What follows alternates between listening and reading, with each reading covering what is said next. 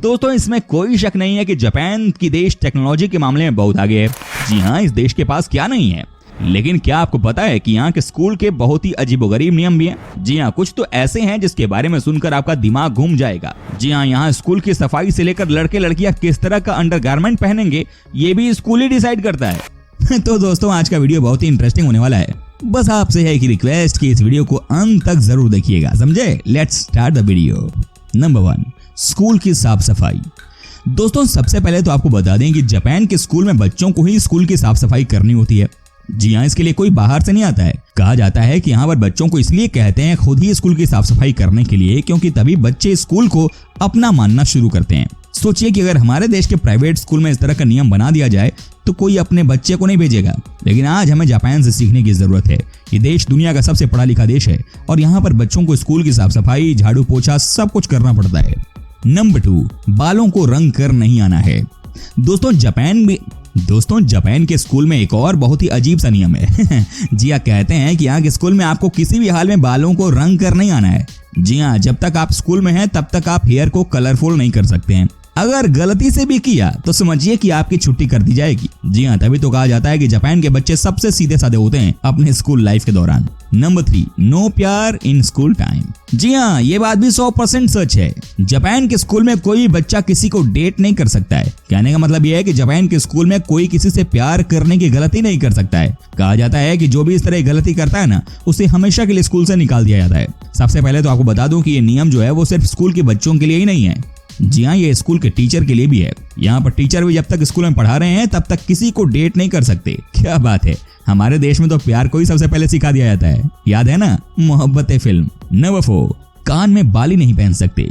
जी हाँ दोस्तों, ये भी एक नियम है जापान के स्कूल का। कहते हैं कि यहाँ पर कोई भी बच्चा अपने स्कूल टाइम तक कान में बाली नहीं पहन सकता है। जी हाँ, ये है यहाँ की रियलिटी। क्या आप यकीन कर सकते हैं कि इस तरह के नियम कभी हमारे देश में लगाए जा सकते हैं? कभी भी?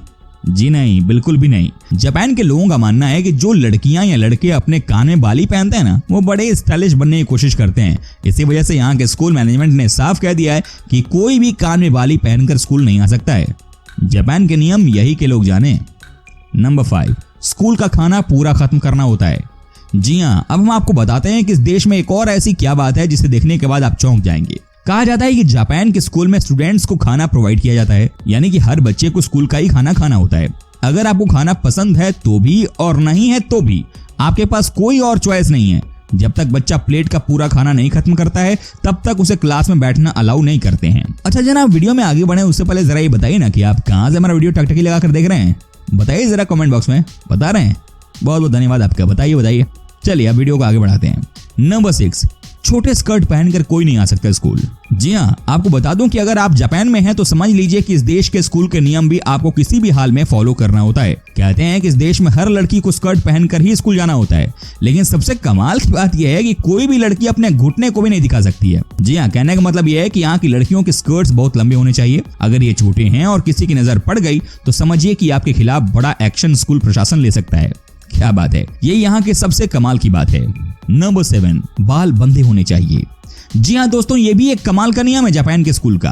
कहते हैं कि कोई भी लड़की जिनके बाल उनके कंधों तक आती है, उन्हें अपने बाल को बांधकर ही स्कूल आना होता है। साथ ही कहा जाता है कि अगर आपके बाल बहुत छोटे हैं तो फिर आपको यहाँ के टीचर अलाउ कर देते हैं कि आप आराम से अपने क्लास में बैठ सकते हैं, लेकिन थोड़े भी बड़े हुए तो आपको उन्हें बांधने ही होंगे। जी हाँ, यही सब तो बात है जिसकी वजह से जापान के बच्चे सिर्फ पढ़ाई पर ही ध्यान देते हैं।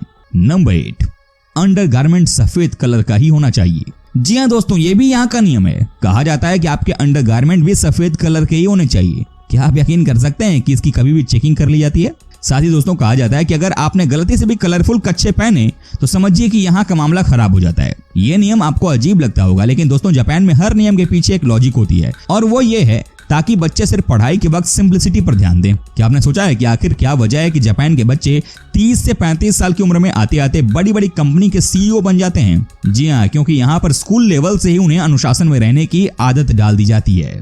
तो दोस्तों ये थे जापान देश के स्कूल्स के कुछ बेहद ही अटपटे से रूल्स। उम्मीद करता हूँ कि आपको हमारा ये एपिसोड पसंद आया होगा। साथ ही दोस्तों अगर आपको इस वीडियो पर कोई राय देनी है तो आप हमें कमेंट करके अपना फीडबैक दे सकते हैं।